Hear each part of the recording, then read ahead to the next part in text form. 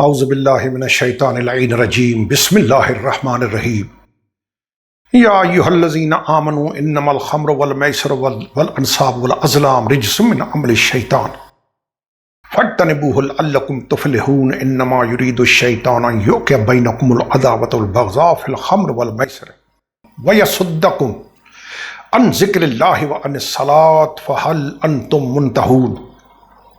سورہ مبارکہ مائدہ آیت نمبر 90-91، یہ ہے وہ آیت کریمہ جس میں اللہ نے قرآن کریم میں شراب کو حرام کیا اور شراب کے نقصانات بتائے، کیونکہ یہ بری عادت، گندی عادت، بیہودہ عادت تیزی سے بڑھتی جا رہی ہے اور لوگ فخریہ پی رہے ہیں۔ فخریہ یہ بڑے آدمیوں کی نشانی ہے۔ اللہ اکبر، نستجیر باللہ الیاذ باللہ، اللہ پاک اپنی حفاظت میں رکھے ان شیطانی کاموں سے۔ ایک روایت میں ہے، کتاب کا نام ہے روضۃ العلماء، اس میں لکھا ہے کہ نوح علیہ السلام جب کشتی سے اترے ایک انگور کا درخت بویا، شیطان نے اس درخت کی جڑوں میں جانوروں کا خون ڈال دیا، ریچھ، لومڑی، گیدڑ، کتا، شیر، چیتا، حرام جانور، ان کا خون۔ یہی وجہ ہے کہ جب شرابی شراب پیتا ہے تو اس میں ان جانوروں والی عادت ظاہر ہونے لگتی ہے، کتے والی، بھیڑیے والی، لومڑی والی، شیر والی، ریچھ والی گندی عادتیں۔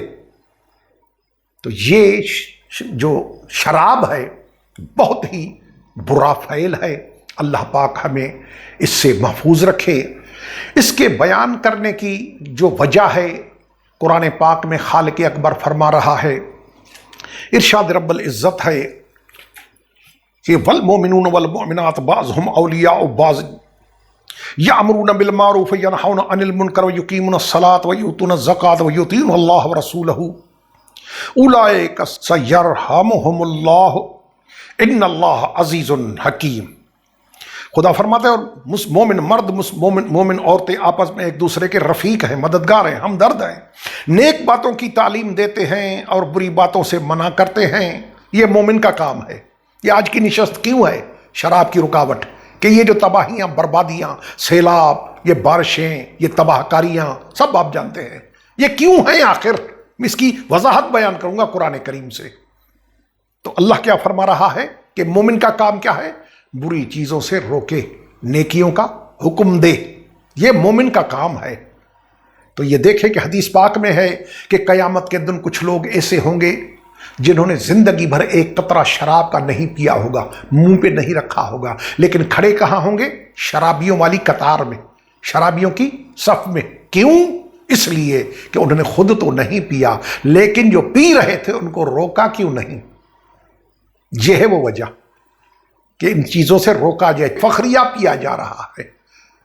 یہ حالت ہے کہ لوگ اس کو بڑے آدمیوں کی نشانی سمجھ رہے ہیں۔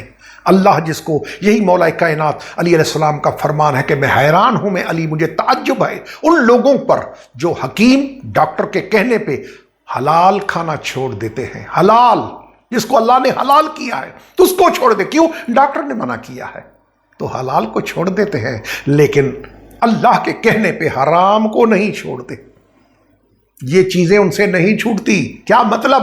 کہ شیطان کا ان کے دماغوں پہ، جسموں پہ پورا کنٹرول ہو چکا ہے۔ یہ دور حاضر کی جو لیٹسٹ سرچ آئی ہے، ریسرچز یورپ کی شراب کے اوپر، وہ کیا کیا ہے؟ عجیب و غریب باتیں ہیں۔ کوئی غیرت عزت والا برداشت نہیں کر سکے گا۔ تو یہ برائیاں ہیں شراب کی۔ اللہ نے جو منع کیا تو بات ختم نہیں ہو گئی۔ یہ دیکھیں کہ اس کی تفسیر میں ہے، اللہ کے قرآن کی اس آیت مبارکہ کی تفسیر میں آیا ہے، اللہ فرما رہا ہے اس آیت میں، تفسیر صافی میں حضرت رسالت مآب صلی اللہ علیہ وسلم نے فرمایا کہ شراب پینے والے کو تعزیر دی جائے، سزا، پھر پیے پھر تعزیر، پھر پیے پھر تعزیر، 3 مرتبہ سزا، تعزیر، چوتھی مرتبہ تعزیر نہیں، قتل کیا جائے۔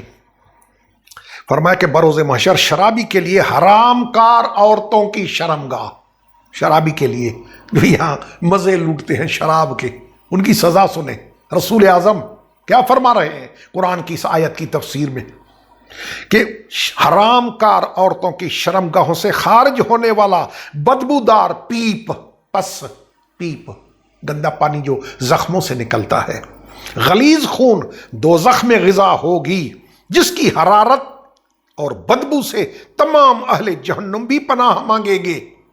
اور فرمایا کہ شرابی کی 40 روز تک نماز قبول نہیں ہوتی، اگر اس دوران میں بغیر توبہ کے مر جائے تو خدا اس کو جہنم میں بدبودار پیپ پلائے گا۔ اور حضرت امام محمد باقر علیہ السلام سے منقول ہے کہ شراب کے بارے میں 10 آدمیوں پر رسالت باب نے لعنت فرمائی ہے۔ کاشت کرنے والا جو درخت بوئے اس نیت سے کہ ان سے انگور لے کے میں شراب بناؤں گا، کاشت کرنے والا، حفاظت کرنے والا، نچوڑنے والا، پینے والا، پلانے والا، اٹھانے والا، جس کی طرف لایا جائے، بیچنے والا، سنیں، بیچنے والا، خریدنے والا، اس کی قیمت کھانے والا، یہ جو ہیں چوپڑ، شطرنج، گوٹیاں، اخروٹوں وغیرہ کی سے بازی کرنا، نیز تاش کھیلنا، 10 لوگ اللہ کے رسول نے لعنت کی ہے 10 پہ۔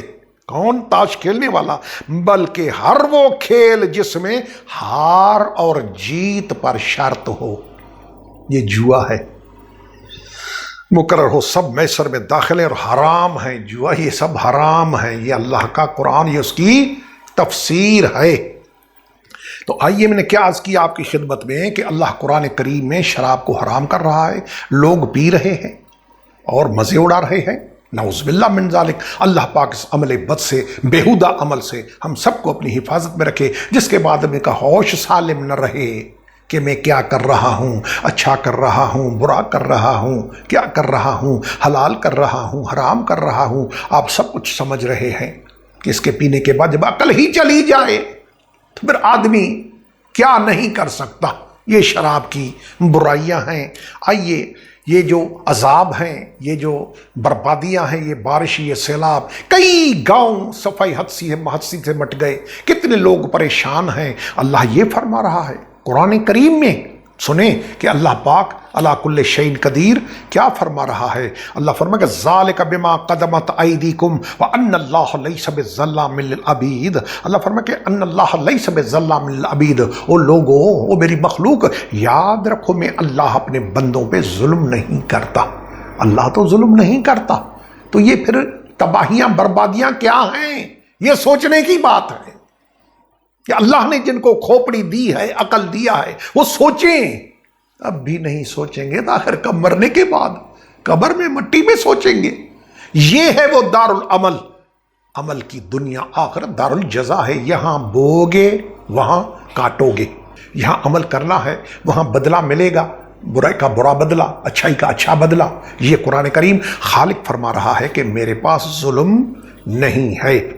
یہ دوسری آیت ہے قرآن کی سورہ مبارکہ حج کی۔ اللہ فرماتا ہے کہ ذالک بما قدمت یداک وان اللہ لیس بظلام للعبید۔ وہی الفاظ قرآن کریم سورہ حج۔ اللہ اپنے بندوں پہ ظلم نہیں کرتا، اللہ کے پاس ظلم نہیں ہے، وہ رحمان و رحیم ہے۔ لیکن جو تم کر چکے ہو، یہ ہے سورہ مبارکہ یاسین، فالیوم لا تظلم نفس شیئا ولا تجزون الا ما کنتم تعملون۔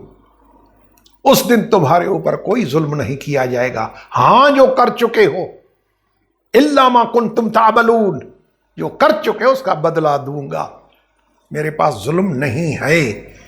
یہ ہے اللہ کا قرآن، سورہ مبارکہ سجدہ، آیت نمبر ہے 46۔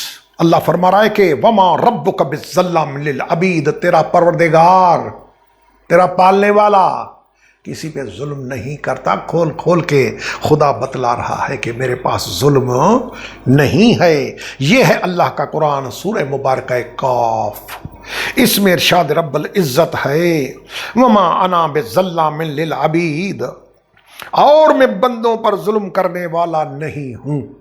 تو یہ ہمارے اعمال ہیں، یہ ہماری برائیاں ہیں، یہ ہمارے گندے کرتوت ہیں، جن کا بدلہ ہمیں یہاں بھگتنا پڑ رہا ہے، اور آخرت میں، دنیا میں اپنے گندے کاموں کا، گندے اعمال، برے اعمال، بیہودہ کام، یہ ان کے نتائج ہیں۔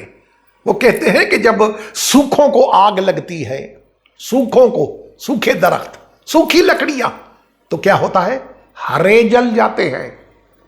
सूखों को आग लगे तो शिकंजे कद सावा भी सड़ी विंदा है न। मशहूर कहावत है ये कि सूखों को आग लगे तो हरे भी जल जाते हैं। तो ये जो गंदगी है, इसलिए तो कुरान पाक में आयत पढ़ के बताई कि मोमिनों का काम है कि बुराइयों से रोकें, नेकियों का हुक्म दें। वरना ऐसा ना हो कि तुम भी जल जाओ इन गंदों के पीछे। तो रोकना फर्ज है। अब ये गंदा कॉन्सेप्ट है। अच्छा है तो अपने लिए मैं क्या करूं, बुरा है तो अपने लिए मैं क्या करूं, गलत, 100% गलत है ये। बुरा अपने लिए बुरा, खानदान के लिए बुरा, वालदैन के लिए बुरा, रिश्तेदारों के लिए बुरा, गांव वालों के लिए बुरा, मोहल्ले वालों के लिए बुरा, मुल्को मिल्लत के लिए बुरा। अच्छा अपने लिए अच्छा, वालदैन के लिए अच्छा, रिश्तेदारों के लिए अच्छा, मोहल्ले वालों के लिए अच्छा, मुल्को मिल्लत के लिए अच्छा। ये गलत है। अच्छा है तो अपने लिए मैं क्या करूं, बुरा है तो मैं नहीं, यही तो फॉल्ट है। वो बुरा है तो मैं क्या करूं, रोको, बुराई से रोको। इसलिए पैगंबर आजम का फरमान है कि बुराई जन्म ले, बुराई जब जन्म ले उसको वहीं रोको। ऐसा ना हो कि वो बुराई कल तुम्हारे घर में आके पहुंचे।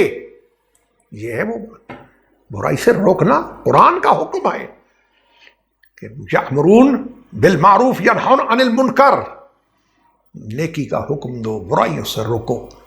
अल्लाह पाक हमें अल्लाह के कुरान पे, मोहम्मद और आले मोहम्मद पे फरमान पे अमल करने की तौफीक अता फरमाए। सुब्हान रब्बिक रब्बिल इज्जति अम्मा यसिफून वस्सलामुन अलल मुरसलीन वल्हम्दुलिल्लाहि रब्बिल आलमीन। वस्सलामु अलैकुम व रहमतुल्लाहि व बरकातुहू।